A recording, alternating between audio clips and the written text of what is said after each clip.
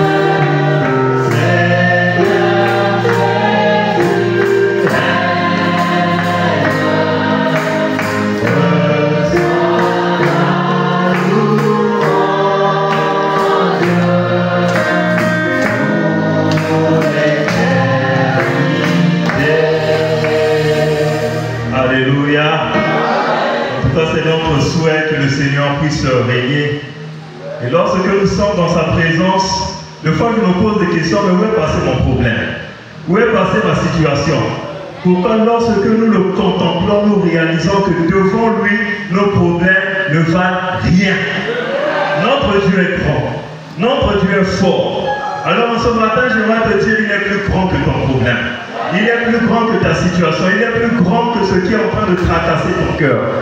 Voilà pourquoi j'ai voulu qu'on puisse commencer à louer le Seigneur en voyant combien il est grand, combien il règne, combien il est puissant. Combien de toute éternité il est sur son trône. Et c'est ce que j'ai à cœur de nous partager. La guerre des trônes. La guerre des trônes. J'espère que nous avons nos blocs-notes. C'est toujours important de prendre note pour ne pas vite oublier les choses que le Seigneur nous donne. On va beaucoup lire, hein? Je pense qu'on est des amoureux de la parole de Dieu. Premièrement, j'aimerais commencer par le passage que le pasteur a donné. Nous sommes dans Psaume 93.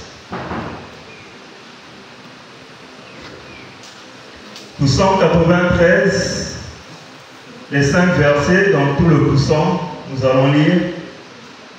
L'Éternel règne, il est revêtu de majesté. L'Éternel est revêtu, il est saint de force. Aussi le monde est ferme, il ne chancelle pas. Ton trône est établi dès les temps anciens. Tu existes de toute éternité. Les fleuves élèvent, ô Éternel, les fleuves élèvent leur voix. Les fleuves élèvent leurs ondes retentissantes, plus que la voix des grandes, des puissantes eaux. Des flots impétueux de la mer, l'Éternel est puissant dans les lieux célestes. Tes témoignages sont entièrement véritables. La sainteté convient à ta maison, ô Éternel, pour toute la durée des temps. Deuxième passage, nous sommes dans Jean 6.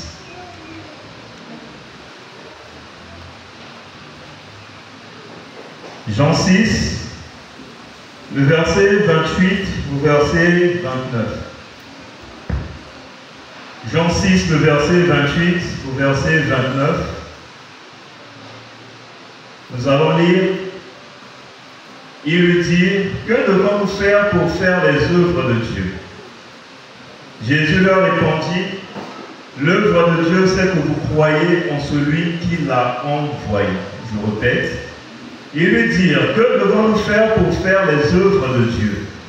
Jésus leur répondit, l'œuvre de Dieu, c'est que vous croyez en celui qui l'a envoyé. Troisième passage, toujours dans Jean. Nous sommes dans Jean 14, le verset 23 au verset 24. Jésus lui répondit, si quelqu'un m'aime, il gardera ma parole, et mon Père l'aimera. Nous viendrons à lui et nous ferons notre demeure chez lui. Celui qui ne m'aime pas ne garde point mes paroles. Et la parole que vous entendez n'est pas de moi, mais du Père qui m'a envoyé.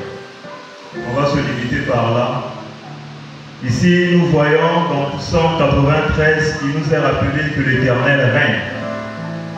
Et comme je nous ai dit, j'ai voulu parler en ce matin de la guerre des trônes, de la guerre des royaumes, de la guerre des rois, de la guerre entre l'Éternel et Satan. Mais dans l'éternité passée, il n'en était pas ainsi. Le Seigneur régnait de toute éternité, il était sur son trône, et il avait décidé de créer. Et nous sommes dans Genèse 1. Il nous a dit au commencement, Dieu créa les cieux. Donc Dieu a d'abord commencé par créer les cieux. Et dans sa création des cieux, Dieu va mettre en place son armée, que la parole de Dieu appelle l'armée céleste. Et l'armée céleste était composée de plusieurs structures, de plusieurs êtres, que le Seigneur, par son amour, va créer pour la louange de sa gloire. Et ce qui constituait son trône, son royaume, c'est qu'il y avait autour de lui des êtres qu'il avait créés pour l'adorer. Et parmi ces êtres, nous avons les séraphins. Nous pouvons le voir dans Ésaïe 6. On le prend rapidement. J'aimerais vraiment que la parole puisse parler par elle-même.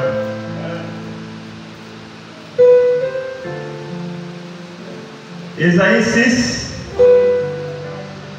juste le verset 2. Les séraphins se tenaient au-dessus de lui, ils avaient chacun 6 ailes, 2 dont ils se couvraient les ailes, 2 dont ils se couvraient les pieds, et 2 dont ils se servaient pour voler. Bon, ils criaient l'un à l'autre et disaient, Saint, Saint, Saint est l'Éternel des armées. Donc non seulement qu'il y avait les séraphins, mais le Seigneur va aussi créer des chérubins. Et la première mention des chérubins, nous le voyons dans Genèse 3, le verset 24. C'est ainsi qu'il chassa Adam et il mit à l'orient du jardin d'Éden les chérubins qui agitent une épée flamboyante pour garder le chemin de l'arbre de la vie. Et quand on voit également dans le temple, dans le lieu très saint, il y avait également une représentation des chérubins. Donc non seulement qu'il y avait les séraphins, mais il y avait aussi des chérubins. Et non seulement il y avait les chérubins, il y avait aussi des archanges. Et nous le voyons dans Jude 8.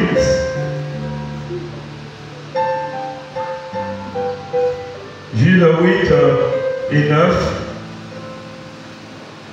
Malgré cela, ces hommes aussi entraînés par leur révérée souillent pareillement leur chair, méprisent l'autorité, injurient les gloires. Or, l'archange Michel, lorsqu'il contestait avec le diable. Donc ici, nous voyons qu'il y avait aussi des archanges. Et non seulement les archanges, ici il nous a parlé de Michael, il n'était pas seul, parce que dans Daniel 10, il nous a dit Michael, l'un des principaux chefs.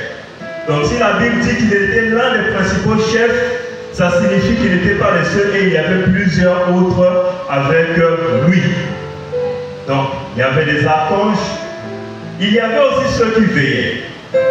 Et ceux-là, nous le voyons dans Daniel. Daniel 10.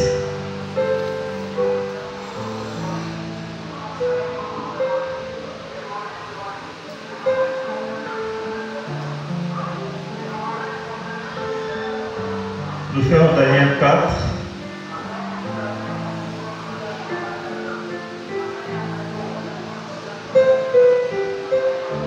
Daniel 4, le verset 17. Cette sentence est un décret de ceux qui veillent. Cette résolution est un ordre des saints afin que les vivants sachent que le Très-Haut domine sur le règne des hommes. Donc ici, il nous a parlé de ceux qui veillent. Littéralement, ça dit les veilleurs. Et après, nous avons également les anges. Et on connaît bien Gabriel qui fait partie de ces anges.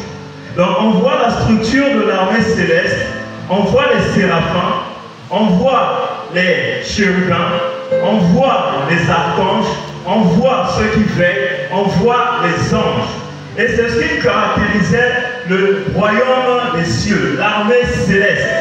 Et au commencement, Dieu a créé d'abord les cieux.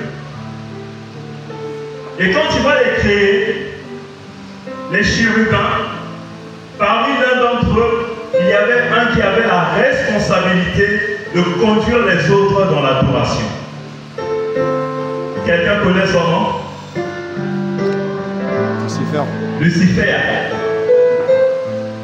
On est dans Ézéchiel. Ézéchiel 28. Ézéchiel 28, nous sommes à partir du verset 11. La parole de l'Éternel lui fut adressée en ces mots: Fils de l'homme, prononce une complainte sur le roi de Tyr, tu lui diras, ainsi parle le Seigneur l'Éternel. Tu mettais le sceau à la perfection, tu étais plein de sagesse, parfait en beauté. Tu étais en Éden, le jardin de Dieu.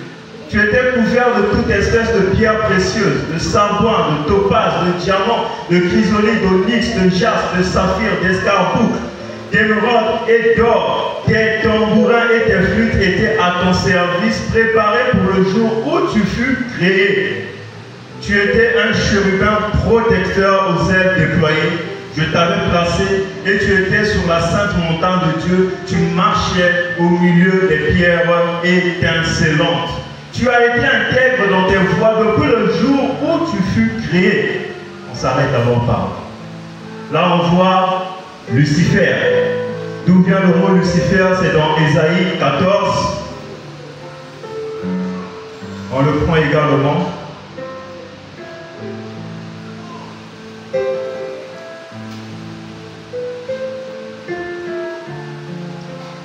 Ésaïe 14.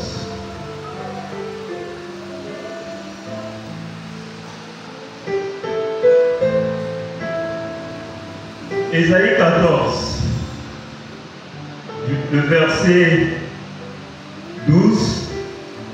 Te voilà tombé du ciel, astre brillant, fils de l'aurore. Tu as battu à terre, toi, le vainqueur des nations. astre brillant, c'est même ça la définition de Lucifer, autrement porteur de lumière. Donc Lucifer, il a été créé afin de conduire les autres dans l'adoration, dans la contemplation de Dieu. La parole de Dieu nous dit qu'il avait des pierres étincelantes pour refléter la gloire de Dieu.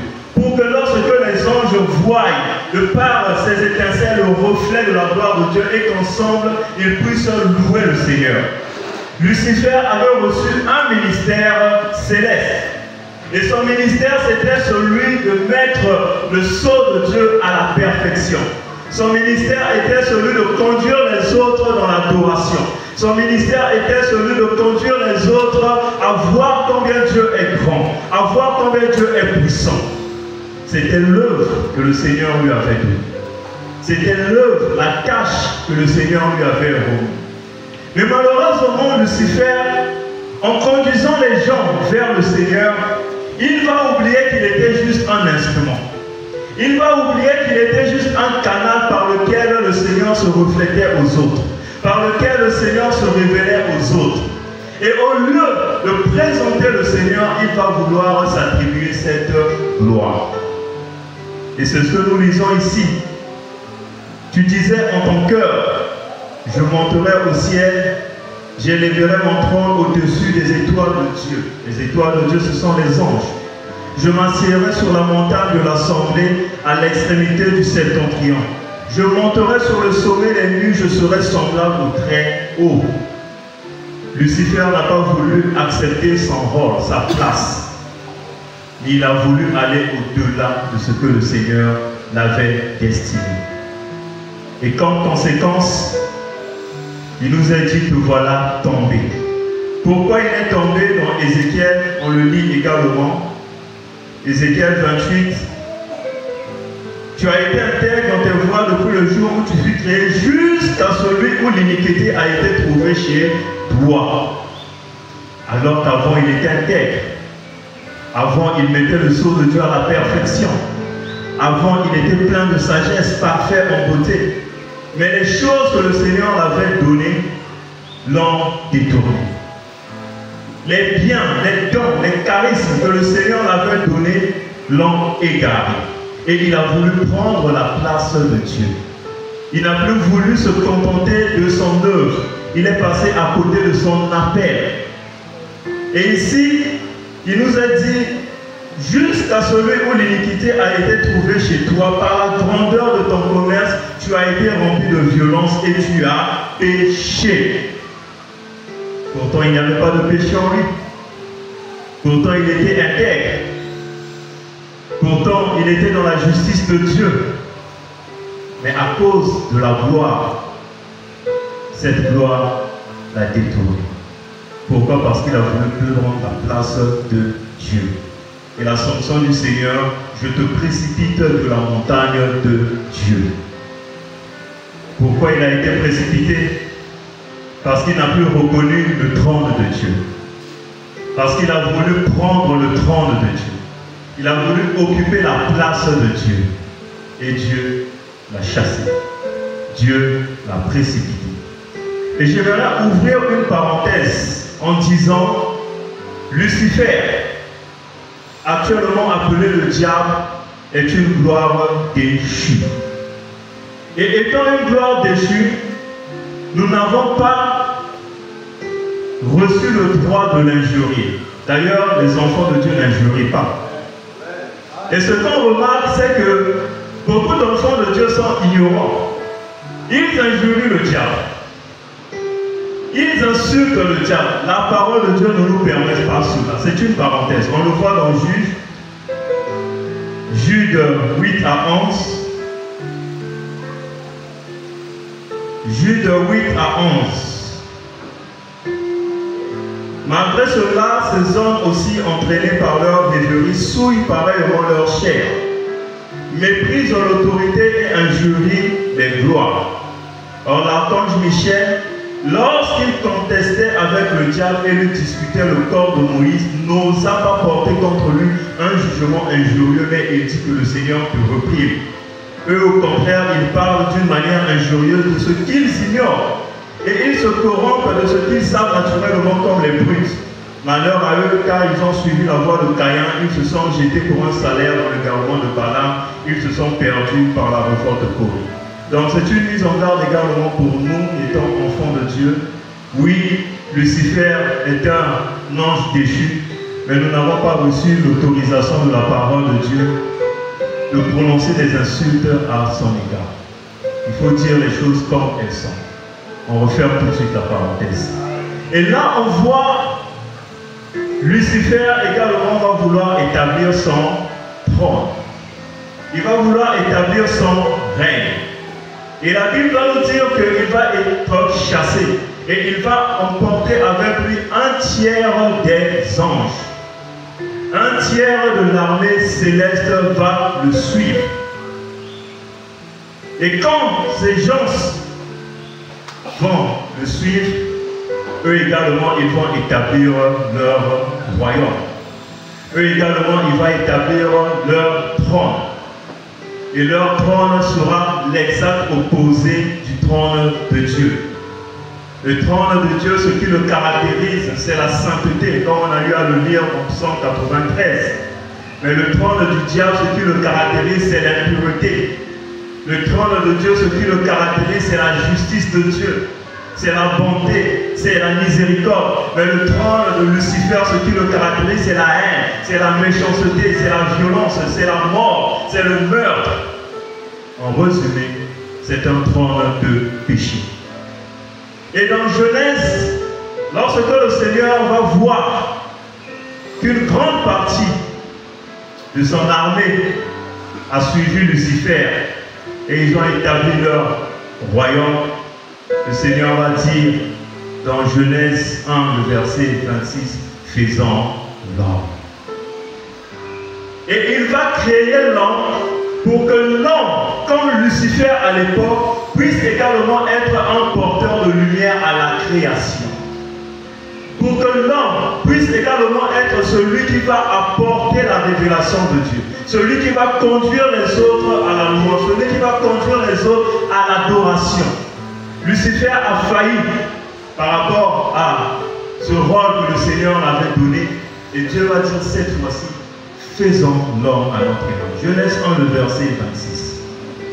Puis Dieu dit, faisons l'homme à notre image selon notre ressemblance et qu'il domine sur les poissons de la mer, sur les oiseaux du ciel, sur le bétail, sur toute la terre et sur tous les reptiles qui rampent sur la terre. Dieu créa l'homme à son image, il le créa à l'image de Dieu, il créa l'homme et la femme. Il va les créer et il va leur demander de dominer. Il va leur demander de représenter son royaume de paix, son royaume de justice, son royaume de sainteté, son royaume d'amour, son royaume de miséricorde. Et dans Genèse 2, le verset 15, il nous a dit, l'Éternel Dieu prit l'homme et le plaça dans le jardin d'Éden pour le cultiver et pour le garder. On voit la mission de l'homme. La mission de l'homme qui était celui de cultiver le jardin. La mission de l'homme qui était celui de garder cela. Est-ce que l'homme a réussi à cette mission? Je nous pose une question. Est-ce qu'il a réussi? Non. Qu'est-ce qui va se passer? La chute. On voit l'homme va faillir. Il sera incapable de garder le jardin. Et on voit dans Genèse 3, le serpent était plus rusé de tous les animaux des champs que l'Éternel Dieu avait fait. Et il dit à la femme, Dieu a-t-il réellement dit, vous ne mangerez pas de tous les arbres du jardin? Et nous connaissons la suite. L'homme a été incapable de cultiver. Il a été incapable de garder le jardin. Alors que c'était l'œuvre que le Seigneur avait donnée à l'homme pour qu'il garde, pour qu'il préserve, pour qu'il développe, pour qu'il cultive.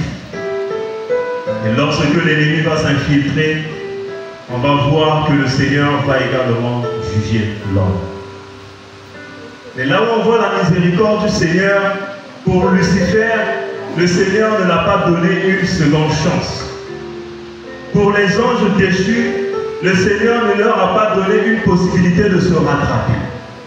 Mais pour l'homme, le Seigneur va leur donner une possibilité de se rattraper, une possibilité de revenir dans son royaume, une possibilité de revenir dans son règne, une possibilité de revenir dans son trône. Et nous le voyons au verset 15. Je mettrai inimitié entre toi et la femme, entre ta postérité et sa postérité. Celle-ci t'écrasera la tête et tu lui blesseras le talon. Et en hébreu, c'est au masculin. On ne dit pas celle qui t'écrasera la tête, mais il t'écrasera la tête. Et ce passage nous parle de notre Seigneur Jésus-Christ. C'est le premier passage qui annonce l'évangile. C'est le premier passage qui annonce un message de réconciliation. C'est le premier passage qui annonce un message de restauration. Oui, l'homme est tombé. Oui, l'homme a chuté. Mais par la postérité de la femme, eh bien, l'homme a la possibilité de revenir dans le royaume de Dieu. Et nous voyons dans Genèse 3, le verset 24, que le Seigneur va parler l'accès à l'arbre de vie. Il nous a dit, c'est ainsi qu'il chassa Adam et il mit à l'orient du jardin d'Éden les chérubins qui agitent une épée flamboyante pour garder le chemin de l'arbre de vie. Pourquoi? Parce que l'homme étant déchu, l'homme étant devenu pécheur, s'il allait consommer l'arbre de vie, il allait être damné. Donc par la bonté de Dieu, par la miséricorde de Dieu, il va barrer ce chemin pour que l'homme puisse y retourner un jour. Et ici nous voyons, au commencement, Dieu était seul, il régnait. Mais à la suite, lorsqu'il a créé, une opposition est née, comme on vient de le voir. Et depuis ce jour, il y a toujours eu cette opposition entre le règne de Dieu et le règne du diable. Le règne de Dieu, comme Jésus-Christ va le dire dans Jean 6, c'est que vous puissiez croire en moi. Et dans Jean 14, moi et le Père nous viendrons, nous demeurerons en lui, en la personne qui garde sa parole. Donc ça veut dire le règne de Dieu, c'est le fait d'avoir Jésus dans son cœur, d'avoir le Père dans son cœur, d'avoir le Saint-Esprit dans son cœur. Et le règne du malin, c'est le fait de laisser le péché régner, c'est le fait de laisser le monde dominer sur nous, c'est le fait de laisser notre chair dominer sur nous. Les trois, ils s'associent. Le diable, le monde, la chair, pour dominer, pour présenter un royaume alternatif. Et de l'autre côté, on a aussi les trois, le Père, le Fils et le Saint-Esprit, qui veulent également régner dans le cœur de l'homme. Et le cœur de l'homme est devenu ce jardin qui est disputé. Ce jardin où il y a deux camps qui veulent régner. Il y a le camp de Dieu et il y a le camp de Lucifer, le camp du malin, le camp du péché. Et nous étant enfants de Dieu, la Bible nous dit que si nous croyons au Seigneur, nous sommes sauvés. Et lorsque nous sommes sauvés, eh bien, le Seigneur vient établir son règne dans notre cœur. Et les païens, ils sont sous la coupole du malin. Ils sont sous l'autorité du diable. Ils sont sous l'autorité du péché. Mais nous étant sous l'autorité de la parole de Dieu, on a l'obligation de veiller. Adam n'a pas veillé alors qu'il bénéficiait de la présence de Dieu qui parcourait le jardin chaque soir. Mais il a ouvert son cœur à un ennemi. Et l'ennemi est entré et l'ennemi a saccagé. Alors que nous devons veiller à notre cœur. Adam a reçu la mission de cultiver, la mission de garder le jardin. Mais nous également, nous avons reçu cette même mission de garder notre cœur. Nous avons reçu cette mission d'œuvrer pour Dieu. Nous avons reçu cette mission d'annoncer la gloire de Dieu. Nous avons reçu cette mission d'être des porteurs de l'évangile, d'être des porteurs de la lumière. La Bible dit de nous que nous sommes des fils de la lumière.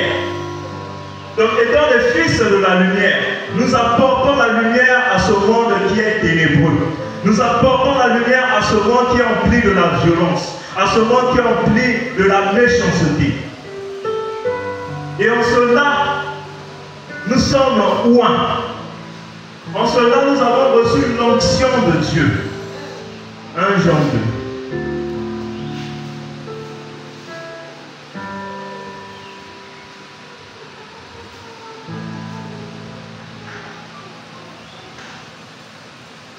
Jean 2, à partir du verset 26 au verset 27. Je vous ai écrit ces choses au sujet de ceux qui vous égarent. Pour vous, l'onction que vous avez reçue de lui demeure en vous. Et vous n'avez pas besoin qu'on vous enseigne. Mais comme son onction vous enseigne toutes choses, et qu'elle est véritable et qu'elle est point en mensonge, demeurez en lui selon les enseignements qu'elle vous a donnés. Donc on voit ici, tous les enfants de Dieu ont reçu l'onction de Dieu. Tous les enfants de Dieu sont marqués par le sceau de Dieu. Et dans 1 Pierre 2, on va aussi le prendre. Voilà pourquoi je nous ai dit, on va laisser la parole parler. Au verset 9, nous lisons: vous, au contraire, vous êtes une race élue, un sacerdoce royal, une nation sainte, un peuple acquis, afin que vous annonciez les vertus de celui qui vous a appelé des ténèbres à son admirable lumière. Là, on voit la mission que nous avons reçue pour annoncer, pour proclamer, pour présenter la lumière de Dieu. Et dans ce passage, il nous est rappelé que nous sommes une race élue, premièrement, et deuxièmement, un sacerdoce royal. Ça veut dire que Dieu a fait de nous des sacrificateurs, des prêtres. Et on n'a plus besoin d'intermédiaires. On a un contact direct avec Dieu. Et étant sacrificateur, la mission du sacrificateur était celui de présenter la parole de Dieu au peuple. Nous également, nous devons présenter la parole de Dieu au peuple. La mission du sacrificateur était celui d'annoncer les vertus de Dieu. La mission du sacrificateur était celui d'apporter la bonne nouvelle au peuple, était celui d'intercéder pour le peuple, était celui de présenter les requêtes du peuple à Dieu. Et toi également, étant sacrificateur, tu as cette mission de présenter ce pays, qu'on dit pays deux fois, de présenter cette nation, une nation corrompue, à Dieu, afin que Dieu puisse toucher cette nation, puisse toucher ce monde, puisse sauver un grand monde. Donc ici nous voyons, c'est l'une des missions que nous avons reçues. L'onction que nous avons reçue nous est donnée afin d'accomplir cela. Nous est donnée afin de présenter Dieu à ce monde, de présenter Dieu à notre entourage. Et on continue ici, il nous est dit, un sacerdoce royal, une nation sainte, un peuple acquis. Le mot qui me marque le plus, un sacerdoce royal. Dieu a fait de toi un roi. Dieu a fait de toi une reine. L'onction que tu as reçue est une onction royale. L'onction que tu as reçue à ta conversion est une onction qui te met au-dessus des autorités, des principautés, des puissances des ténèbres. Nous sommes de la lumière. Et étant de la lumière, nous devons agir selon les œuvres de la lumière. Dans la parole de Dieu, il nous est parlé d'un roi, Saül. Saül aussi va recevoir l'onction royale. Mais Saül ne va pas vivre comme Adam. Saül ne va pas être obéissant. Saül, au lieu d'obéir à Dieu, il va vouloir faire les choses pour plaire au peuple. Voilà pourquoi je l'appelle l'homme du peuple. Il fait les choses pour plaire au peuple et non pas à Dieu. Il se préoccupe de sa réputation. Et on va le voir dans 1 Samuel 15.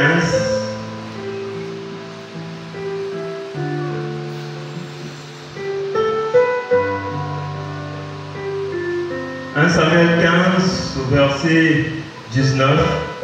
On commence même à partir du 18. 1 Samuel 15, à partir du verset 18. L'Éternel t'avait fait partir en disant, va, et dévoue par interdit ces pécheurs, les Amalécites. Tu leur feras la guerre jusqu'à ce que tu les aies exterminés. Pourquoi n'as-tu pas écouté la voix de l'Éternel? Pourquoi t'es-tu jeté sur le butin et as-tu fait ce qui est mal aux yeux de l'Éternel? Saoul répondit à Samuel, j'ai bien écouté la voix de l'Éternel et j'ai suivi le chemin par lequel m'envoyait l'Éternel. J'ai amené Agag, roi d'Amalek, et j'ai dévoué par interdit les Amalécites. Mais le peuple a pris sur le butin des brebis et des bœufs comme prémisse de ce qui devait être dévoué afin de les sacrifier à l'Éternel ton Dieu à Gilgal. Samuel dit, l'Éternel trouve-t-il du plaisir dans les holocaustes et les sacrifices, comme dans l'obéissance à la voix de l'Éternel? Voici l'obéissance vaut mieux que les sacrifices, et l'observation de sa parole vaut mieux que la graisse des béliers. Car la désobéissance est aussi coupable que la divination, et la résistance ne l'est pas moins que l'idolâtrie et les théraphies. Puisque tu as rejeté la parole de l'Éternel, il te rejette aussi comme un roi. On continue à partir du verset 27. Et quand Samuel se tournait pour s'en aller, Saoul le saisit par le pan de son manteau qui se déchira. Samuel dit, l'Éternel déchire aujourd'hui de dessus toi la royauté d'Israël et il le donne à un autre qui est meilleur de toi. Celui qui a la force d'Israël ne ment point et ne se repent point, car il n'est pas un homme pour se repentir. Ici on voit une personne qui a reçu l'onction royale, qui avait une mission. Et la mission c'était celui de présenter également les intérêts de Dieu. Était celui de considérer les intérêts de Dieu, était celui de favoriser les intérêts de Dieu, était celui de combattre pour l'Éternel. Et à l'époque, leur guerre, ils appelaient cela les guerres des divinités. Donc chacun combattait pour sa divinité. Et Israël combattait pour l'Éternel. Donc c'était les guerres de l'Éternel. Étant donné que c'était les guerres de l'Éternel, ils devaient obéir aux orientations de l'Éternel. Mais ici on voit un homme que Dieu aimait. Dieu a beaucoup aimé Saoul. Dieu l'a béni. On peut même le voir par l'intercession de Samuel, qui ne cessait d'intercéder au Seigneur afin que Saoul revienne. Mais malheureusement, Saoul avait endurci son cœur. Et qu'est-ce qui va se passer? Il va perdre la royauté. Et c'est aussi un avertissement pour nous, rois, reines que nous sommes, porteurs de lumière, porteurs de l'évangile, appelés à annoncer les œuvres de Dieu, appelés à défendre les intérêts de Dieu, appelés à vivre dans la sanctification, appelés à vivre dans l'obéissance de Dieu, appelés à faire les choses que le Seigneur nous demande, tel qu'il le veut. Saoul, à cause de l'influence du peuple, a cédé. Il a été désobéissant. Il a péché. Mais toi, mon frère, toi, ma soeur, est-ce que tu cèdes aux pressions du peuple? Est-ce que tu cèdes aux pressions de ton entourage? Est-ce que tu cèdes aux pressions de la société? L'âge a avancé. Kevin Bakala a idée de se présenter comme par pression. Il n'y a pas le travail. Là, on me propose que je puisse donner 150 000 pour que je puisse avoir un poste à Mopeka. Pression. Et nous cédons. Et ici, on voit un homme qui va perdre la royauté. La pression également pour ne pas s'engager envers Dieu. La pression pour ne pas être trop fervent pour le Seigneur. La société n'aime pas cela. Quand on voit une personne qui devient trop fervent pour le Seigneur, la société s'oppose. Mais nous, est-ce que nous cédons à cette pression? Saoul, à cause de la difficulté, à cause de l'entourage, il n'a pas résisté. Il a cédé. Et il a perdu sa royauté. Et c'est ce qu'on peut remarquer aussi en ce temps présent avec l'Église. Je commencerai même par l'assemblée locale que nous sommes. Regardons autour de nous combien plusieurs sont en train de déserter.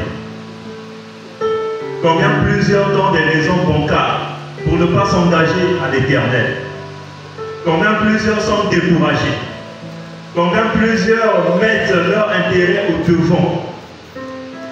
Combien plusieurs ne sont plus fervents pour le Seigneur. Une assemblée où on est quasiment 100, plus de 100 personnes. Regardez le nombre que nous sommes aujourd'hui. La raison, pression. Pression du peuple. Pression de la galère. Pression du mariage. Pression du péché. Pression, pression, pression, on ne résiste pas. Alors on devrait être de ces hommes et de ces femmes qui résistent, qui tiennent ferme.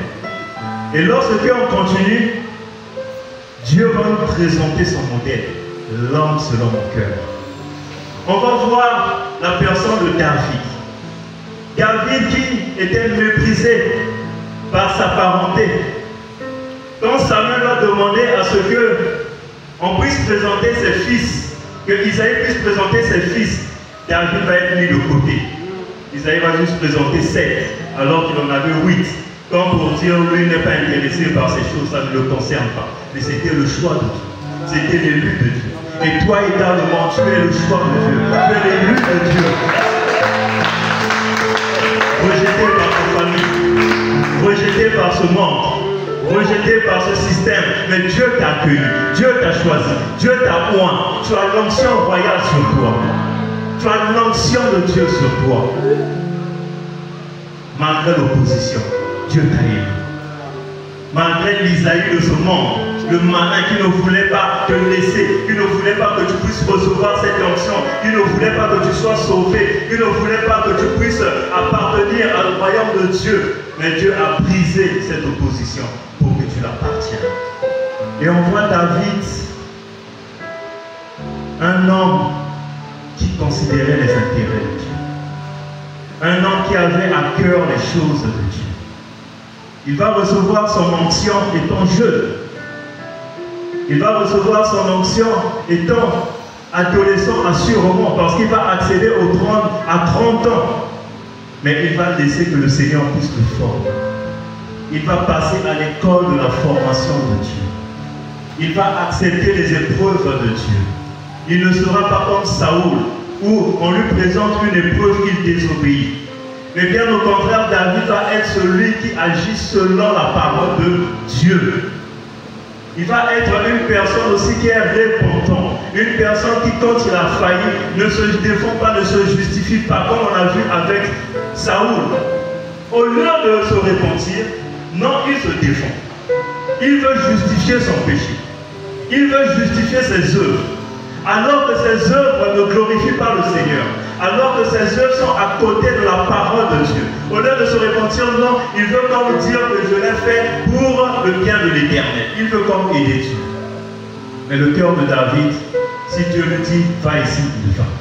Fais ceci, il fait. Arrête-toi, il s'arrête.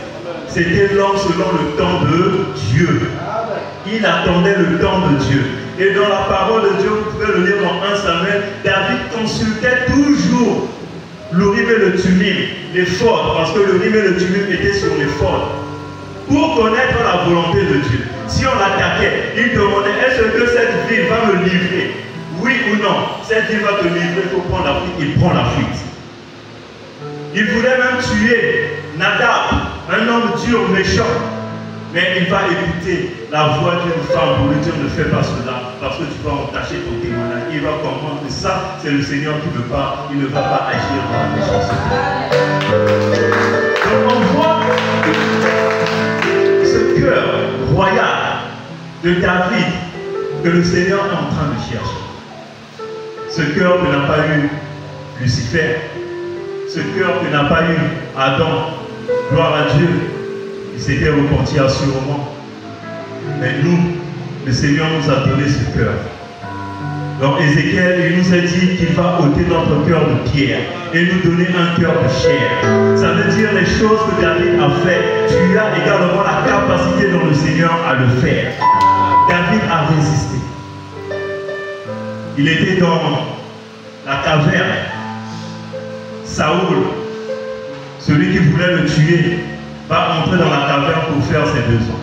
Et les hommes de David vont dire, voici l'occasion, tue-le. Et David va dire, je ne toucherai pas ma main, je ne lèverai pas ma main à loin de l'Éternel. Pourquoi? Parce que ce n'était pas à lui de le faire, et il attendait que le Seigneur agisse en son temps. Parce qu'il savait que j'avais reçu l'onction de Dieu et je régnerai en mon temps. Donc on voit un homme patient, un homme qui attend les promesses de Dieu, un homme qui ne vit pas dans la chair, qui ne veut pas créer des circonstances pour vouloir créer des choses. Comme a eu à le faire la maman de Jacob. Il y avait la promesse de Dieu que Jacob allait recevoir la bénédiction, mais elle a voulu agir dans la chair. Conséquence, quand elle va mourir, son fils ne sera même pas là. Et le trou, elle va créer dans la famille. Alors qu'il y avait le temps de Dieu. Il y avait la manière de Dieu. Donc, en ce midi, j'aimerais encore vous faire comprendre une chose. Nous avons la mission de présenter Dieu partout où nous sommes. Nous avons la mission de faire connaître les bienfaits de Dieu. Nous avons la mission de marcher dans la sainteté. Parce que lorsque nous marchons dans la sainteté, nous exprimons notre règne. Le règne des enfants de Dieu, ce n'est pas la politique. Le règne des enfants de Dieu, ce n'est pas occuper les postes de ce monde. Mais le règne des enfants de Dieu, c'est lorsqu'on voit un homme brisé, lorsqu'on voit un homme qui est passé par la croix, lorsqu'on voit un homme qui supporte toute épreuve, lorsqu'on voit un homme en insulte, en injustice. Ça, c'est le règne de Dieu. Ne passons pas à côté de l'essentiel. Le règne de Dieu, c'est lorsque nous évangélisons. Le règne de Dieu, c'est lorsque nous participons aux choses de Dieu. C'est ainsi que nous exprimons son royaume. Nous exprimons ses intérêts. Cherchez premièrement le royaume et la justice de Dieu. Et le reste sera donné par-dessus. Mais nous, étant rois, représentant le royaume de Dieu, lorsque nous entrons même dans la prière, on présente même plus des requêtes de la terre alors que nous sommes des célestes. Comment se fait-il, toi étant ambassadeur de la France, tu es là en train de parler des choses des États-Unis?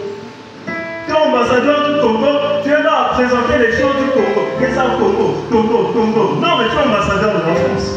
Nous également, nous sommes ambassadeurs du ciel.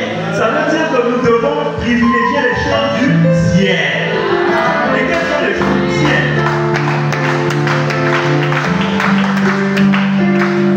La justice de Dieu, la sainteté, la conversion des âmes, c'est ce qui fait bouger le ciel. La Bible dit qu'il y a une grande joie lorsqu'un pécheur se répand. Donc ça, ce sont des choses que nous devons suivre par-dessus tout. Mais trop souvent, je vois mon problème, je vois ma situation, je vois que je n'ai pas de boulot, je n'ai pas de travail, on devient des hommes terrestres. Alors que le Seigneur a fait de nous des hommes et des femmes célestes. Philippiens.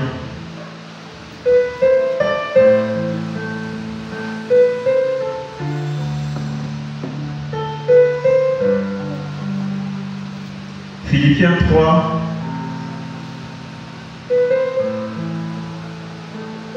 Philippiens 3 à partir du verset 17 jusqu'au verset 20. Philippiens 3 à partir du verset 17 jusqu'au verset 20. Nous allons lire. Soyez tous mes imitateurs, frères, et portez les regards sur ceux qui marchent selon le modèle que vous avez en nous. Car il y en a plusieurs qui marchent en ennemis de la croix de Christ.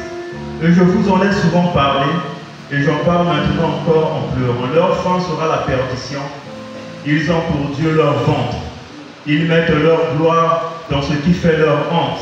Ils ne pensent qu'aux choses de la terre. Mais notre cité à nous est dans les cieux. Nous nous attendons aussi comme sauveur le Seigneur Jésus-Christ. Là, on voit l'apôtre Paul qui nous encourage à regarder aux choses d'en haut. Il va nous rappeler que nous sommes des gens qui ont des cités, une cité céleste, et que nous attendons comme sauveur le Seigneur Jésus-Christ. Quelle est l'espérance de l'Église? L'espérance des enfants de Dieu, ce n'est pas de devenir des Bill Gates.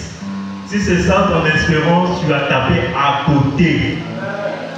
L'espérance de l'Église, c'est de ne pas de faire la politique. Ça, ce sont les choses du monde. Nous, notre intérêt, c'est le ciel. Notre intérêt, ce sont les choses d'en haut. Notre intérêt, c'est privilégier les choses qui touchent au cœur de Dieu. Et lorsque nous regardons aux choses de la terre, la Bible dit que nous marchons en ennemis de la foi. Parce que c'est ceux qui sont ennemis de la foi qui ne pensent qu'aux choses de la terre. Frères et sœurs, soyons de ces personnes qui oublient d'abord leurs problèmes, qui oublient d'abord leur vécu, pour considérer d'abord les intérêts du Seigneur. La Bible va nous dire, malheur à ceux qui font l'œuvre de Dieu avec négligence. Comment faisons-nous l'œuvre de Dieu? Si nous le faisons avec négligence, ça veut dire d'une certaine manière, il y a une malédiction sur nous. D'une certaine manière, il y aura des blocages. Le Seigneur ne sera pas content de nous. Donc on ne se dise pas que qui m'a dit non, il y a pris dans l'église, parce que l'outil là, non, il ne fait que creuser ta tombe. Le meilleur moyen de gagner la faveur de Dieu, c'est de considérer ses intérêts. J'aime toujours cette parole qu'une sœur m'avait dit lorsqu'on était en prière. Elle avait reçu cela de la part du Seigneur. Elle m'avait dit, Génie, occupe-toi de mon champ et moi je m'occuperai de ton champ. Ça veut dire que le Seigneur va s'occuper de tes affaires. Si toi tu t'occupes de ses affaires, tu vas même oublier qu'il y avait quel problème il a résolu. Pourquoi? Parce que pour toi, d'abord le ciel. Frères, soyons de ces hommes et de ces femmes, amen. C'est ce que nous voulons. Parce que Dieu, il est à la porte. Il vient pour sauver. Il vient pour secourir ses enfants. Et le temps est devenu dangereux. Et la fois dernière, même en culte familial, on avait vu le système de l'Antichrist. Combien il est en train d'endormir les gens. Les choses qui avant nous choquaient, mais ça ne nous choque plus. On devient accoutumé à la violence. On devient accoutumé à l'homosexualité. Ça ne nous choque plus, ça ne nous dérange plus. Alors que c'était des choses qui allaient nous pousser à prier, à crier au Seigneur. Pourquoi? Parce que le Seigneur va dire ce qui s'était passé au temps de Noé, au temps de Lot, c'est ce qui va se passer. Qu'est-ce qui caractérisait le temps de Noé? C'était la violence. Qu'est-ce qui caractérisait le temps de Noé? C'était chacun corrompait sa propre voix. Mais on voit qu'en ce temps actuel, on voit les phénomènes de bébés noirs. Ça ne nous choque plus. Alors qu'avant même ce mouvement, je me souviens encore en 2013, on avait reçu un message du Seigneur qui nous disait que l'Église doit se lever parce qu'il y aura un vent de violence au niveau de la jeunesse. Est-ce que nous allons considérer ce message? Non. Conséquence, les familles sont meurtres. Conséquence, plusieurs sont dans les deuils. Plusieurs ont des blessures. Plusieurs sont bousillés, on peut dire ainsi, traumatisés. Mais l'Église, où es-tu? Alors que c'est notre mission. Alors que c'est à cela que nous avons été appelés. D'abord le ciel. Pas d'abord le travail. Mon frère, il y a certaines prières qu'on fait ici. Aux États-Unis, ça ne se fait plus. Si je suis aux États-Unis, je vais prier pour le travail. Parce que le travail est à disposition. On dit même que c'est le plein emploi. Mais quand tu passes ton temps, Seigneur travaille, Seigneur travaille, Seigneur travaille, Seigneur travaille, mais considère d'abord ses intérêts, d'abord le voyant. L'évangile, c'est un message universel. Ça veut dire le même message, je le prêche aux Américains, ils disent Amen. Mais si j'ai un message de l'évangile de la prospérité, je me retrouve devant Donald Trump, je vais lui dire quoi? Je vais lui dire, viens Jésus, tu auras de l'argent. Viens Jésus, tu seras riche. viens à Jésus, tu auras ceci, cela. Lui, on a déjà. Ça veut dire que Jésus n'est pas mort à la croix pour ces choses. Il est mort à la croix pour le salut de l'âme. Il est mort à la croix pour la délivrance.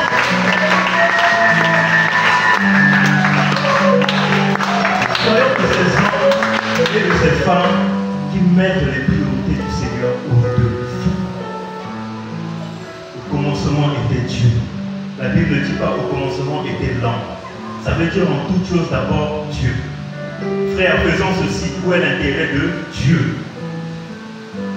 Où est l'intérêt de Dieu dans ce que je fais? Où est l'intérêt de Dieu dans ce que je suis en train de vivre? Ne laissons pas le péché régner sur nous. Romains 6. Romains 6, le verset 12 au verset 14.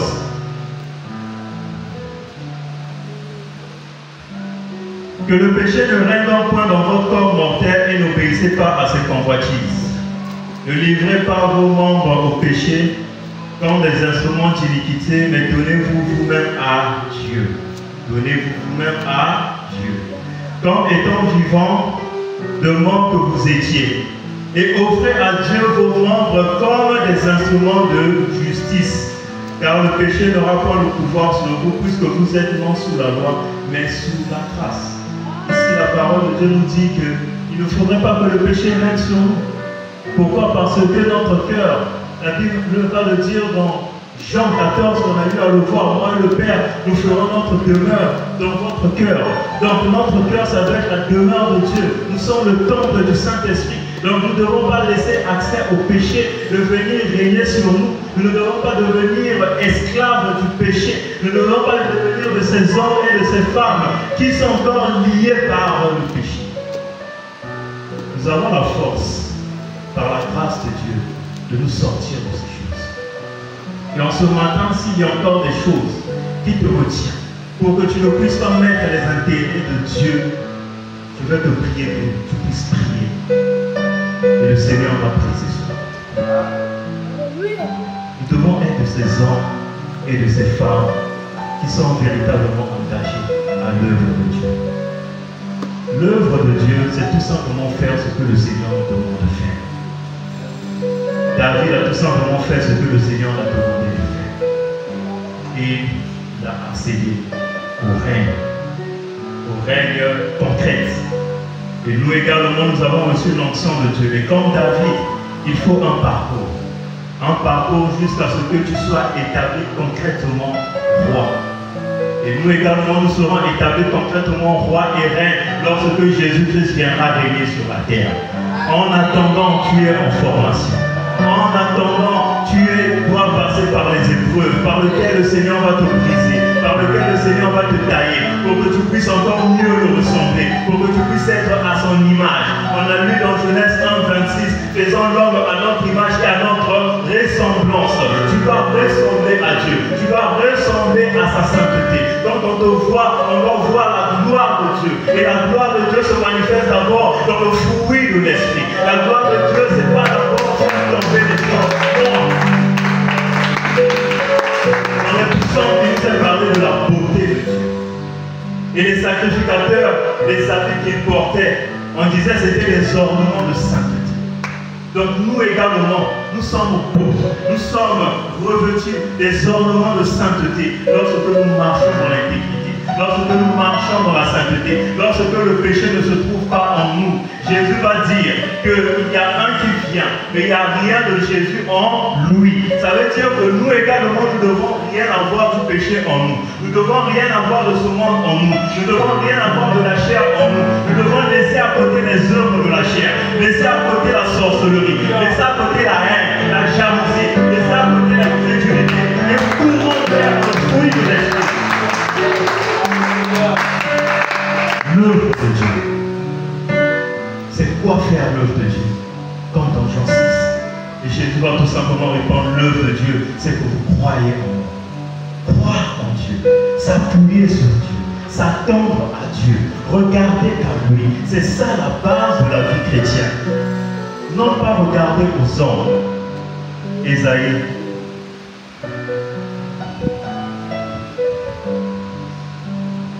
Ésaïe 2, Ésaïe 1er, je crois.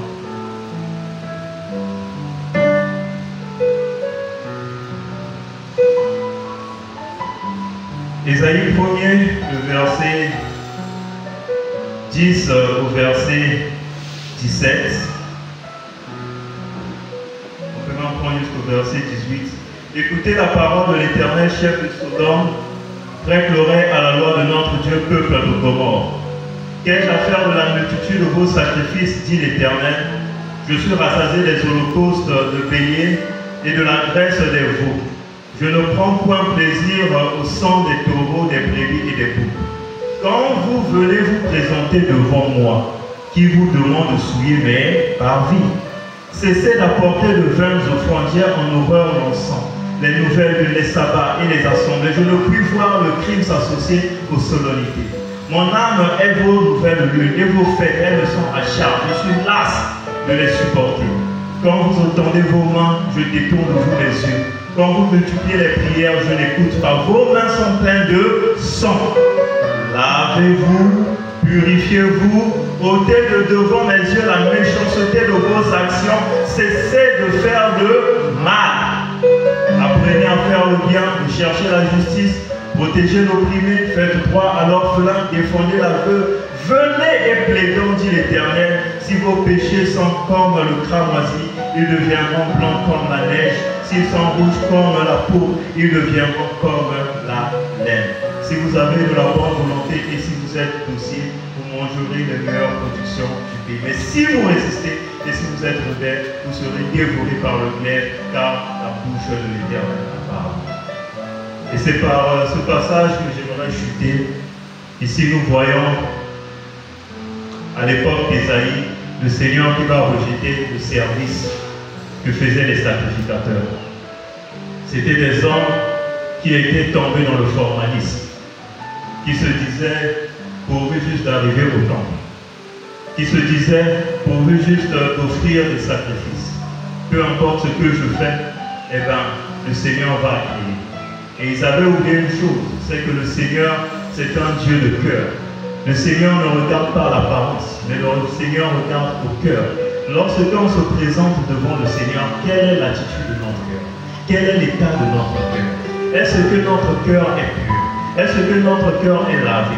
Ou est-ce qu'il y a de la souillure dans notre cœur? Et s'il dit, vu qu'il y a de la souillure, lorsque vous priez, moi je détourne mes yeux. Ne jouons pas avec le Seigneur. Notre Dieu est un feu dévorant. Il a tué Ananias et Saphira parce qu'ils avaient menti. Ce n'est pas parce que le Seigneur agira rarement en ce moment qu'il ne peut plus le faire. On peut se retrouver ici et puis le Seigneur te tue. Parce qu'il y a le péché dans ton cœur. Mais tu vas te retrouver où? En enfer. Nous ne sommes pas de ceux qui disent, même si tu es dans le péché, quand tu as déjà cru en Jésus, tu iras au ciel. Faux. Tu as cru au Seigneur Jésus-Christ, si tu ne veilles pas, si tu laisses le serpent entrer dans ton cœur comme Adam, c'est la chute. Tu meurs dans cet état, tu vas en enfer. Ne jouons pas avec le Seigneur. Notre Dieu est également celui qui discipline, celui qui ramène à l'ordre. Alors j'aimerais te dire en ce midi, examine ton cœur. Quel est l'état de ton cœur? Ne regarde pas à celui qui est à côté de toi. Ne regarde pas à moi. Moi-même, je suis un pécheur sauvé par la grâce. Moi aussi, je m'examine. Si le Seigneur revient en ce moment, quelle serait son appréciation par rapport à ton service? Est-ce que tu privilégies les intérêts du Seigneur, l'œuvre de Dieu, ou tu regardes d'abord à tes intérêts? Qu'est-ce qui t'emmène? Qu'est-ce qui te pousse à chercher la face du Seigneur? Est-ce que ce sont les choses de cette terre? Avec ou sans le Seigneur, tu peux en avoir. Tu peux avoir le travail avec ou sans Dieu. La Bible dit que le soleil se lève sur les justes et les méchants. La pluie tombe sur les bons et les mauvais. Ça, c'est la grâce commune de Dieu. Dieu l'accorde à qui il veut selon sa souveraineté. Donc, on ne doit pas limiter Dieu à ces choses. Dieu est plus grand que ça. Il veut te sauver. Il ne veut pas que tu puisses être perdu. Comme on a eu à le voir en Ésaïe 53, il a donné sa vie afin que tu sois sauvé. Il a donné sa vie afin que tu puisses l'appartenir. Il nous a acquis par son sang. Et c'est le sacrifice suprême que le Père a donné son Fils. Il a supporté ce poids. Il a supporté voir son Fils dans cet état à cause de toi. Ça veut dire, mon frère, ma soeur, nous devons être reconnaissants envers le Seigneur. En ne prenant pas à la légère les choses de Dieu. En ne prenant pas à la légère notre marche. En ne prenant pas à la légère notre salut. La Bible dit travailler avec crainte et tremblement pour votre salut. Les temps sont avancés. Le maître est à la porte. Nous devons être de ces hommes qu'on appelle les ouvriers de la dernière heure qui se lèvent pour appeler, pour secourir. Mais si tu es dans la distraction, comment vas-tu secourir ta famille? Tu attends que qui vienne secourir ta famille? Tu attends que qui vienne prier pour ta famille? C'est ta responsabilité. Il sait le pourquoi il t'a fait naître dans cette famille. Il y a quelle famille abandonnée? Mais voilà pourquoi tu y es, pour que tu puisses émettre des requêtes à Dieu afin qu'il soit sauvé. Si le Seigneur te laisse encore ici pas sur terre, c'est pour que tu puisses accomplir son œuvre. Sinon, dès qu'on était sauvé, le Seigneur prend et on va au ciel. Mais s'il nous laisse ici, c'est pour accomplir son œuvre, non pas accomplir les œuvres de la chair, non pas accomplir les œuvres du monde. C'est bien de se marier, c'est bien de travailler, mais la vie ne se limite pas à ça. Ça ne se limite pas à ça. J'ai toujours dit ici, ma vie se limitait à me marier, même quand j'étais païen. Si ça se limitait à me marier, à avoir des enfants et tout ça, un échec. Pourtant, je ne connaissais pas le Seigneur. Quand j'ai connu le Seigneur, j'ai mieux compris cela, que la vie d'un homme ne dépend pas de ses biens, fût-il dans la prudence, mais plutôt de faire l'œuvre de Dieu, d'accomplir les œuvres de Dieu. C'est à cela que nous devons nous œuvrer en ce temps du soir. Partout où nous sommes, être des porteurs de lumière, être des astres, être des étoiles de Dieu, être des personnes qui reflètent la gloire de Dieu. Non pas la gloire sur nous, mais la gloire de Dieu, juste un reflet. Et pour cela, nous devons contempler le Seigneur. Car lorsque nous le contemplons, nous sommes transformés en la même image de gloire en gloire. L'Église revient à l'essentiel, revient à l'ancien royal. Revient à l'autorité que le Maître nous a donnée, qui est celui de présenter Dieu. Si le pasteur permet, j'aimerais bien que nous puissions prier en ce sens.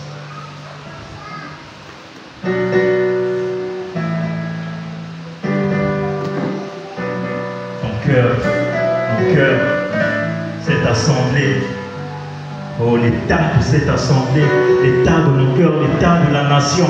Ne regardons pas d'abord à l'heure, mais crions à Dieu. Oh Seigneur Père, merci encore, Père éternel, au Papa.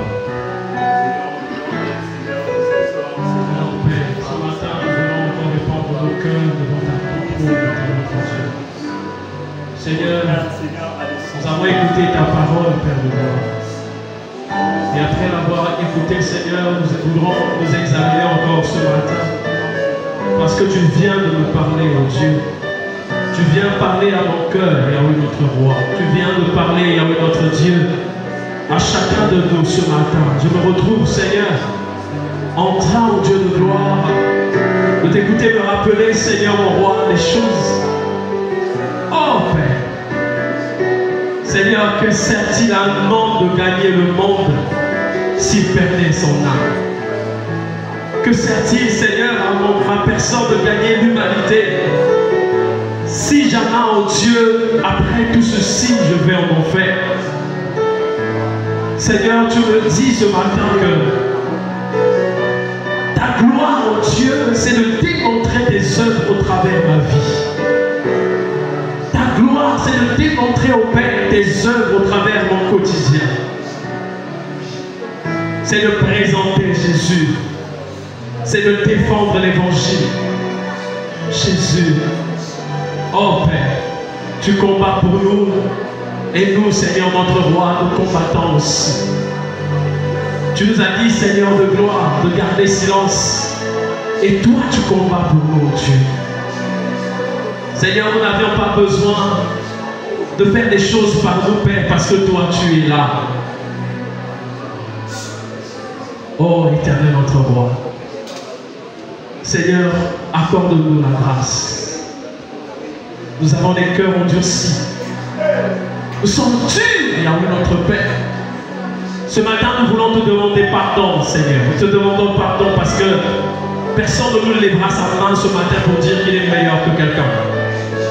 Personne de nous, Seigneur, ne lèvera sa main pour dire au Dieu qui n'est pas considéré au Dieu de gloire, ou encore, Père, que ses paroles ne le concernent pas, au Dieu. Seigneur, il t'a plu de sonder nos cœurs ce matin et de comprendre, Dieu, qu'il y en a de ceux qui sont à la fuite. Il y en a de ceux, Père de gloire, qui n'arrivent pas à marcher parce qu'ils ont faim, ils ont soif, oh Dieu. Il y en a de ceux dont le péché a rempli les cœurs, roi des cieux. Et la vie, il n'y est plus, Seigneur.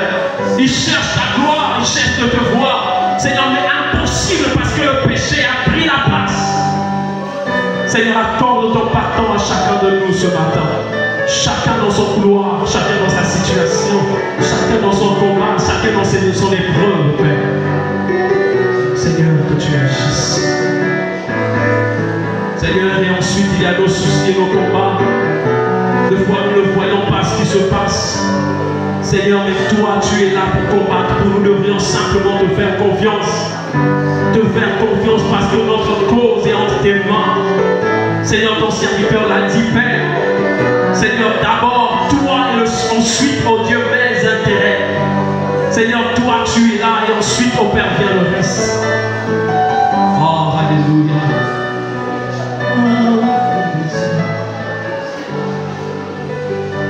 Devant de moi aucune issue, je ne vois plus de cela. L'espérance d'un jour meilleur a disparu. Et force me manque pour me relever. De partout je suis accablé. Je me demande si je pourrais subsister. Et pourtant du haut de ton trône, ton regard est sur ma cause.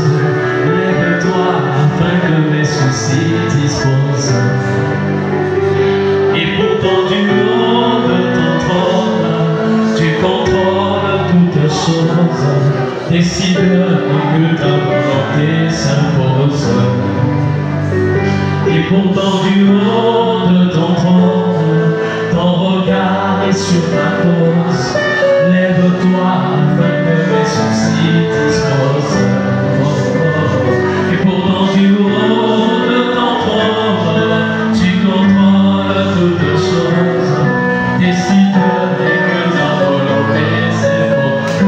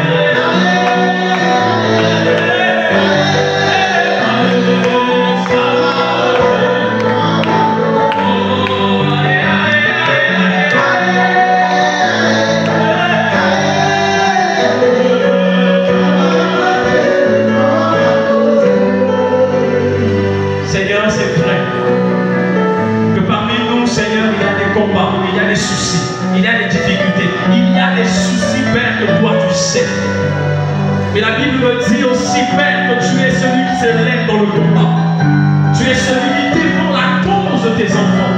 Tu es celui, mon Père de gloire, papa, qui crie, mon Père de gloire, Père pour nous, Seigneur.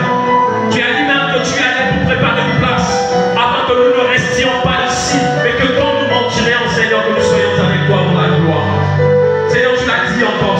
notre intérêt, c'est d'être là dans la gloire avec toi. Seigneur, notre combat, oh Dieu, c'est de parvenir, mon Père, jusqu'à ce que, Seigneur, mon roi, tu reviennes encore. Seigneur, que tu viennes nous prendre et à notre voix. Seigneur, permets de mon cœur un travail, oh Dieu, pour oh Dieu, de avancer de plus en plus vers toi. Et que les choses de ce monde ne me retiennent pas. Que les choses de ce monde, Père, ne demeurent pas, oh Dieu, dans ma vie. Que la chair, que le péché, oh Dieu de gloire, et que Lucifer, comme nous l'avons dit ce matin, Seigneur, ne demeure pas pour faire son royaume au-dedans de moi. Non, Seigneur. Moi, j'ai besoin du Père. J'ai besoin de l'Esprit.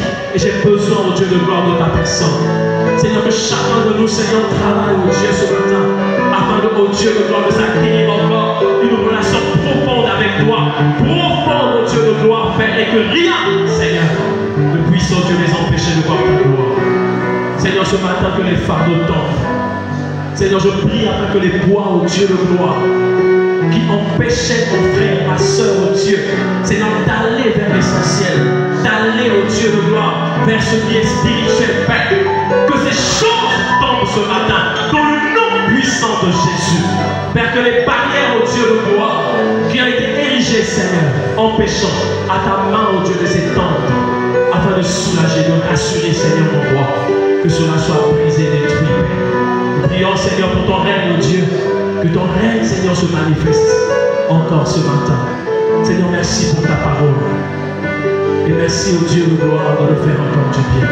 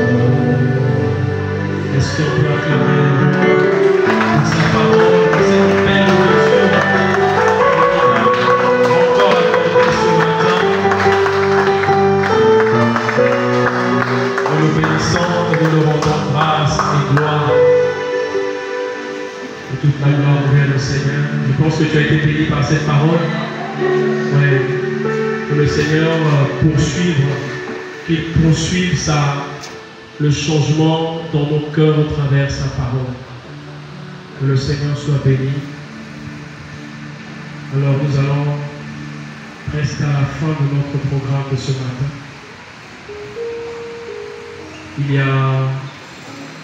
Je vais faire des annonces.